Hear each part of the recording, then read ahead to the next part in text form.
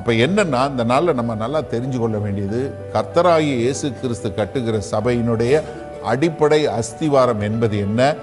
அவர் மெய்யான ஜீவனுள்ள தேவனுடைய குமாரன் என்று யாரெல்லாம் அறிக்கை செய்கிறாங்களோ அவர்கள் மேலே அவர்களை கொண்டு தம்முடைய ரட்சிக்கப்பட்ட ஜனங்களை கொண்டு கர்த்தராகிய இயேசு கிறிஸ்து தன்னுடைய சபையை கட்டி கொண்டிருக்கிறார்.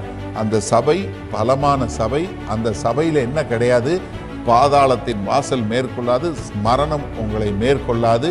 அது மாத்திரமல்ல, யாரெல்லாம் பரலோகம் போக முடியும், யார் போக முடியாதுங்கிறத சொல்லக்கூடிய ஒரு அதிகாரத்தை அந்த சபைக்கு கொடுத்திருக்கிறாரு. அந்த சபையில் நீங்களும் நானும் ஒரு அங்கமாக இருக்கோம்.